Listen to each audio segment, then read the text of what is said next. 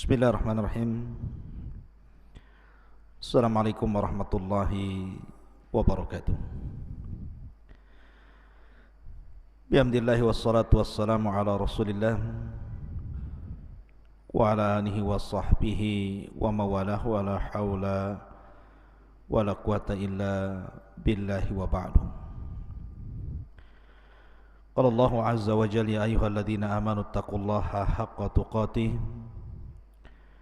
wa la tamutunna illa wa antum muslimun. Faqala Allahu azza wa jalla ya ayyuhalladzina amanu taqullaha haqqa tuqatih ya ayyuhan nasu taqu rabbakumul ladzi khalaqakum min nafsin wahidah wa khalaqa minha zawjaha wa batha minhuma rijalan katsiran wa nisaa'a wattaqullaha alladzi tasaaluna bihi wal arham innallaha kana 'alaikum raqiba. Amma ba'du, ma'asyiral muslimin yang dimuliakan Allah Subhanahu wa taala. Alhamdulillah, di malam hari ini dengan izin Allah Subhanahu wa taala dan nikmat yang Allah karuniakan kepada kita, kembali kita bisa berjumpa walaupun lewat media.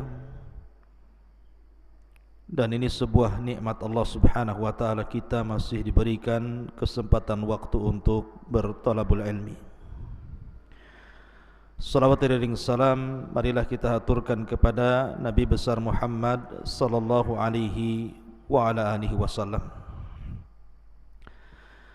Pembahasan di malam hari ini kita akan membahas menguak rahasia makhluk terbesar yang pernah Allah Subhanahu wa taala ciptakan di alam semesta ini. Apa itu? Arsyur Rahman, arsy Allah Subhanahu wa taala. Ma'asyiral muslimin yang dimuliakan Allah Subhanahu wa taala, bicara tentang arsy, maka arsy banyak disebutkan di dalam Al-Quranul Karim dan hadis-hadis Nabi SAW tentang sifat-sifatnya. Sebut saja beberapa ayat dalam Al-Quran, contohnya surah Ghafir ayat 7, Allah katakan alladzina yahmilunal arsya wa man hawlahu yusabbihuna bihamdi rabbihim wa yu'minuna bih wa yastaghfiruna lilladzina amanu. Malaikat-malaikat yang memikul arsy dan juga malaikat-malaikat yang ada di sekitar arsy, mereka bertasbih dengan memuji Rabb mereka, dan mereka beriman dengan Allah dan memintakan ampun akan dosa orang-orang yang beriman. Di sini Allah Subhanahu wa taala menyebut kata-kata al-arsy. Kemudian juga ayat yang lain dalam surah Al-Haqqah ayat 17, Allah katakan wa yahmilu arsya rabbika fawqahum yawma idzin thamaniyah. Dan malaikat yang memikul arsy Rabbmu pada hari itu jumlahnya 8.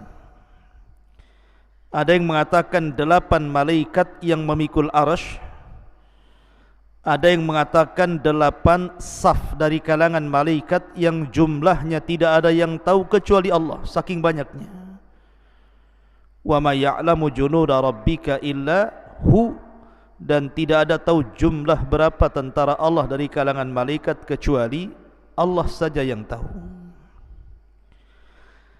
Ma'asyiral muslimin yang dimuliakan Allah Subhanahu wa taala. Kemudian juga hadis Nabi sallallahu alaihi wasallam.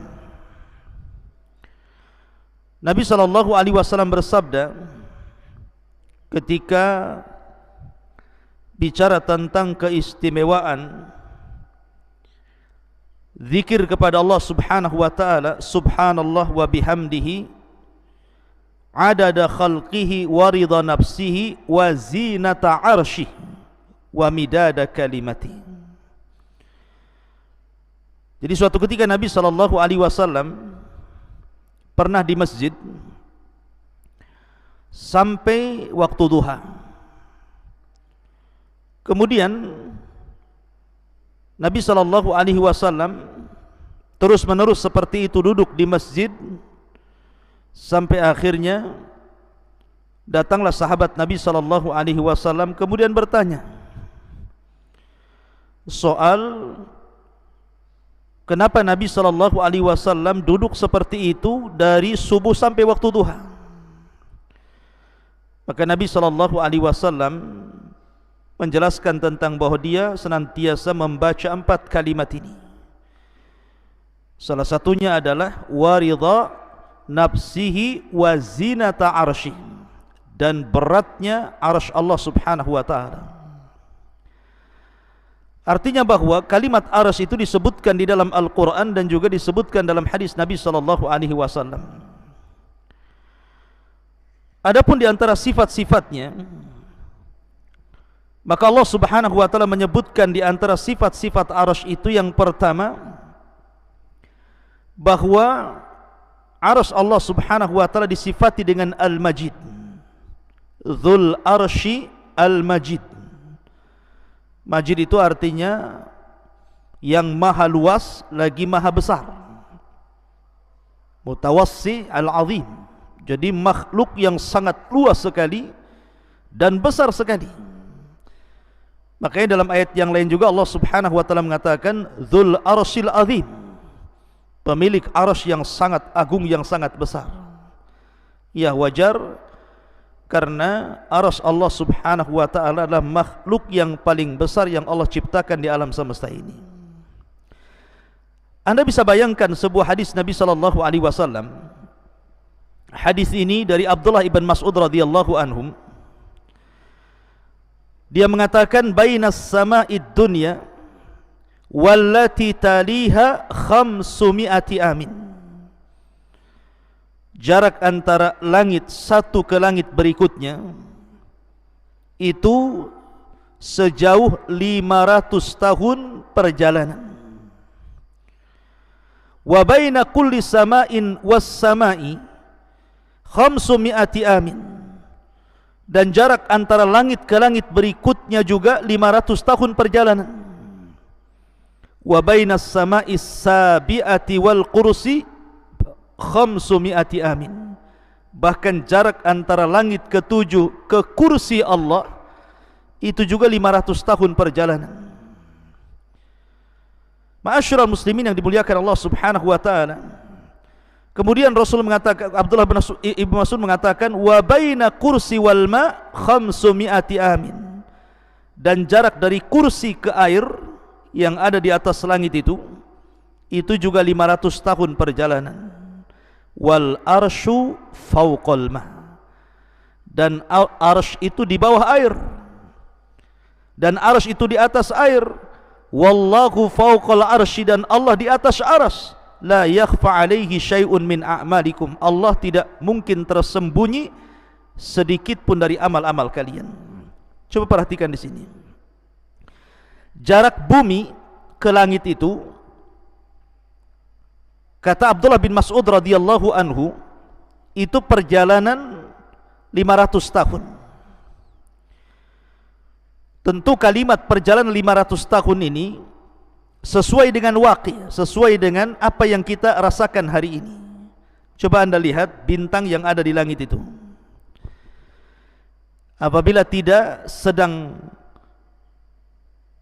hujan ataupun awan tidak sedang hitam,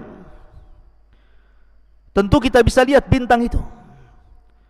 Sementara menurut ulama falak, satu bintang itu besarnya bisa ratusan kali bumi. Satu bintang itu besarnya bisa ratusan kali bumi. Sementara kita hanya melihat bintang itu kecil seperti kelereng. Artinya bahwa ketika Abdullah ibn Mas'ud radhiyallahu anhu mengatakan bahwa jarak antara bumi ke langit itu 500 tahun perjalanan, masuk di akal. Al-Imam Ibnu Utsaimin rahimahullahu taala ketika memberikan catatan kepada riwayat Abdullah bin Mas'ud radhiyallahu an ini, memang perkataan ini adalah mauquf. Artinya ini perkataan sahabat Rasul sallallahu alaihi wasallam Abdullah ibn Mas'ud radhiyallahu an. Akan tetapi ini kan perkara gaib. Mengukur jarak dari bumi ke langit pertama, dari langit pertama ke langit kedua, ketiga, keempat sampai ketujuh, dari langit ketujuh sampai ke kursi, dari kursi sampai ke air, dari air sampai ke arasy. Ini kan perkara gaib. Tidak ada yang tahu kecuali Allah Subhanahu wa taala. Dan Abdullah ibn Mas'ud radhiyallahu an tidak dikenal seperti Abdullah bin Abbas suka meriwayatkan dari Israiliyat. Abdullah ibn Mas'ud itu tidak. Dia tidak dikenal suka mengambil dari riwayat Israiliyat, sehingga pertama ini perkara gaib, yang kedua Abdullah bin Mas'ud tidak terkenal mengambil dari kisah Israiliyat, maka Syekh Utsaimin menghukumi bahwa perkataan Ibnu Mas'ud itu ala hukmir raf'i, artinya marfu sampai kepada Nabi sallallahu alaihi wasallam. Lihat bagaimana jaraknya. Langit pertama ke kedua 500 tahun perjalanan, kedua ke ketiga 500 tahun perjalanan, ketiga ke empat 500 tahun perjalanan, begitu juga sampai ke tujuh. Berarti arsy Allah Subhanahu wa taala itu tinggi sekali, karena di atas air. Bumi, 7 lapis langit, kursi, air, arsy. Dan tidak ada makhluk setelah Allah yang paling tinggi kecuali arsy Allah Subhanahu wa taala. Adapun besarnya, maka Nabi sallallahu alaihi wasallam dalam hadis Abu Dzar Al-Ghifari radhiyallahu an, dia pernah berkata, "Qultu ya Rasulullah." Aku katakan, "Ya Rasulullah, ayyuma anzala 'alaika a'zam?" Surat apa yang turun kepadamu yang paling mulia dalam Al-Quran ini? Maka Nabi SAW mengatakan ayatul kursi, ayat kursi. Kemudian thumma qal, dia mengatakan, ya Abu Dzar, mas samawatu sab'u ma'al kursi illa kahalaqati mulqatin bi ardi falatin wa fadlul arsy alal kursi ka fadlil falati alal halaqati. Ya Abu Dzar, sesungguhnya 7 lapis langit ini bila dibandingkan dengan kursi Allah, maka seperti cincin dilempar ke padang pasir. Jadi kalau seandainya kita bandingkan besarnya 7 lapis langit itu, yang satu langit saja, langit dunia terbentang dari barat ke timur, utara dan selatan, hampir tidak ada batas dan tidak ada tepinya. Lah besarnya langit pertama digabungkan dengan langit kedua, digabungkan dengan langit ketiga, keempat, kelima, keenam sampai ketujuh, kemudian dibandingkan dengan besarnya kursi, maka Nabi SAW mengatakan 7 lapis langit itu ibarat cincin yang dilempar ke padang pasir, dan padang pasir itu kursinya Allah.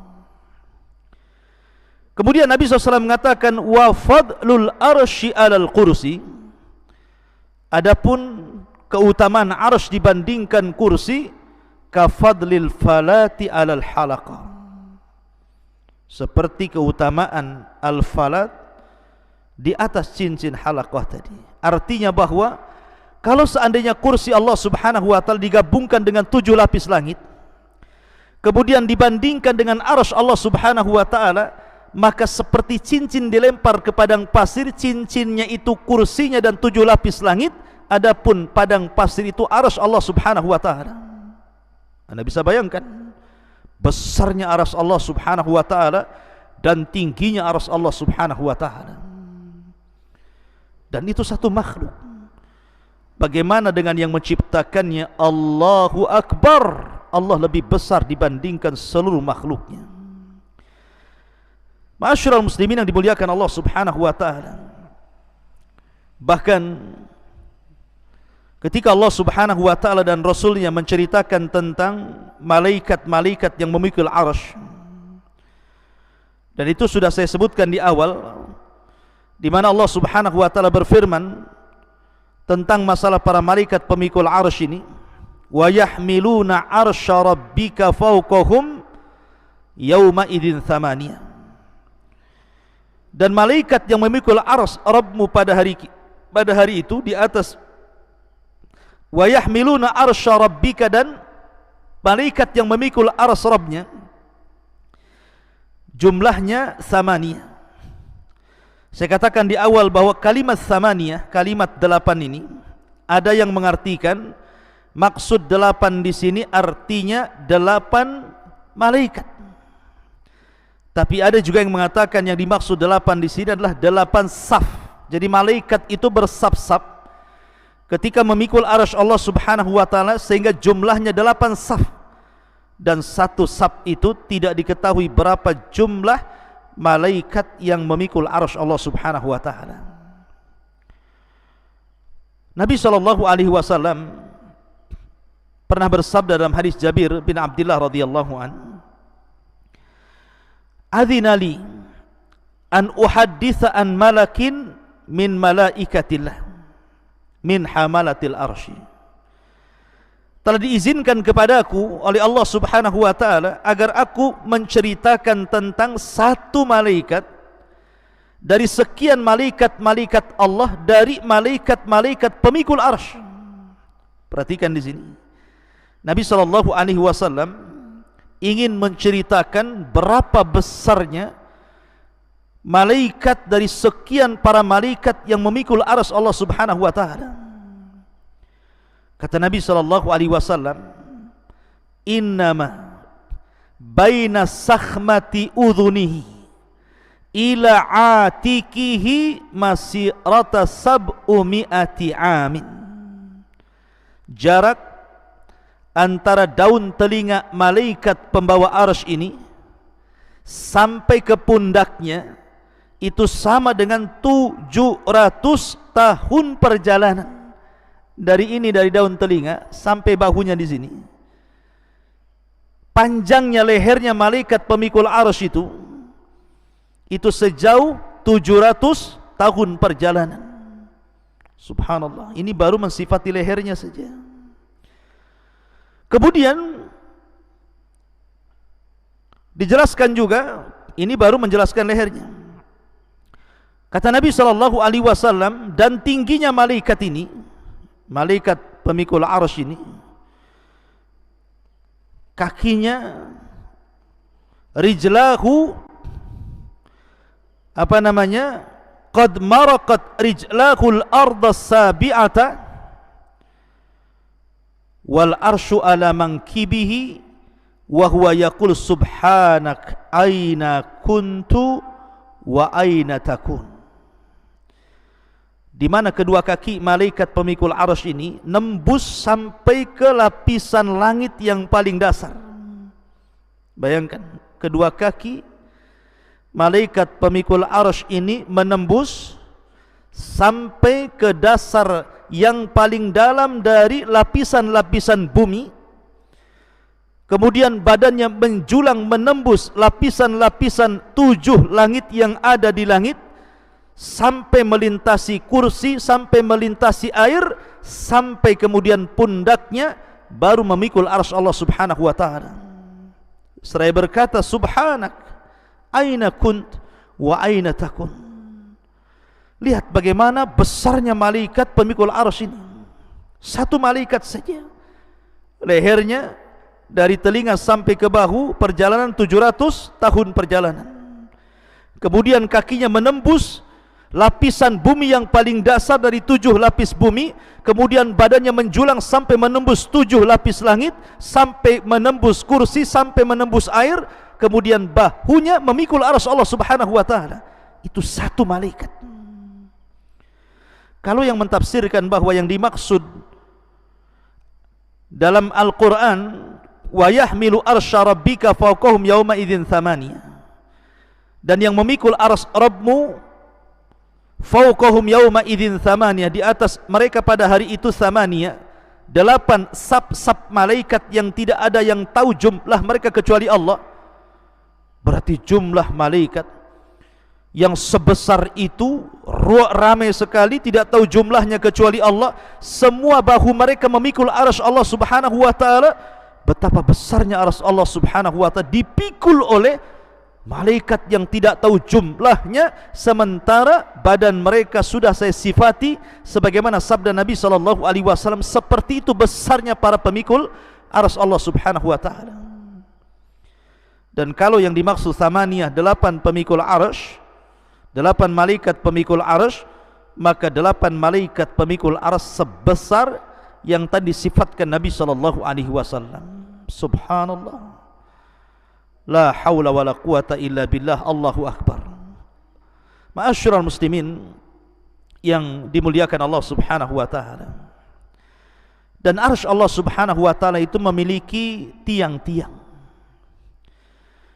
Makanya dalam sebuah hadis Nabi SAW mengatakan, yus'aqun nas yaumal qiyamah fa akunu awal man yafiq fa idza bi Musa akhadha bi qaimati min qawami'il arsy. Pada hari kiamat manusia akan dipingsankan, maka aku orang yang pertama kali siuman, maka aku melihat Musa sedang memegang satu di antara tiang-tiang arsy Allah Subhanahu wa taala. Artinya arsy itu punya tiang. Kemudian juga arsy adalah atapnya sorga. Jadi sorga itu di bawah arsy, dan arsy itu adalah atapnya sorga Firdausil A'la. Sebagaimana sabda Nabi SAW, idza sa'altumullaha fas'alul Firdausil A'la fa innahu a'lal jannah wa fawqahu arsyur rahman. Apabila kalian hendak meminta sorga, mintalah sorga Firdaus, sorga yang paling tinggi.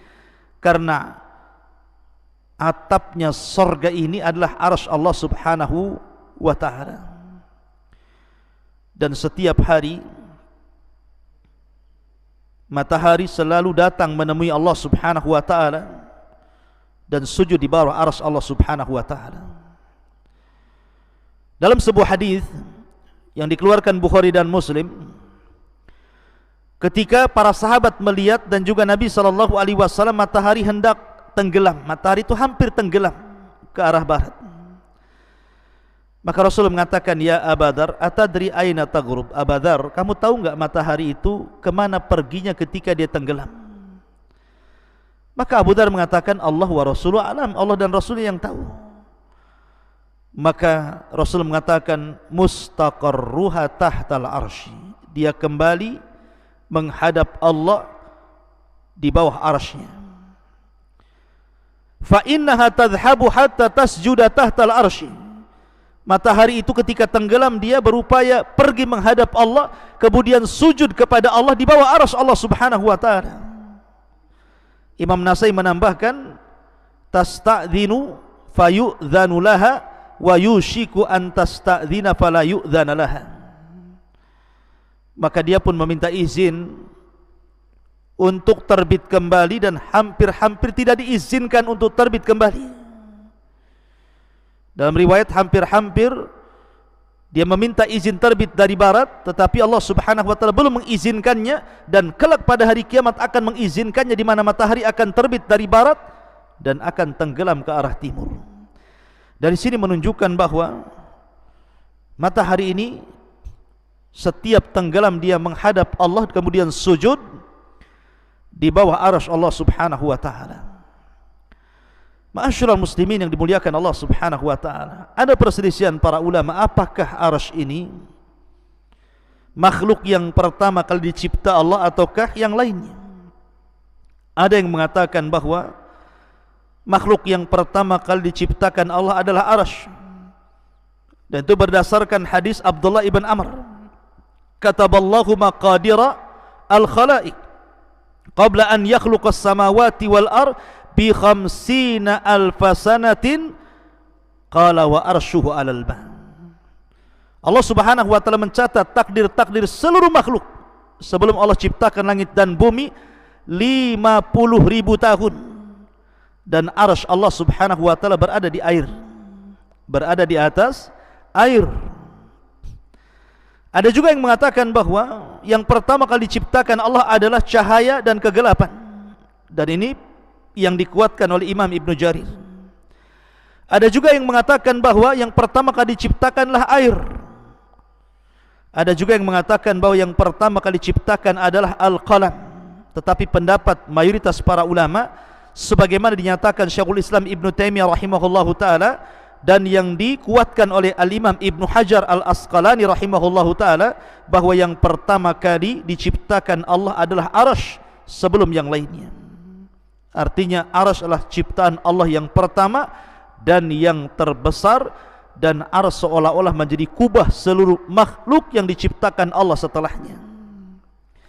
Ma'asyiral muslimin yang dimuliakan Allah subhanahu wa ta'ala, arash sebesar ini rupanya bisa bergoncang.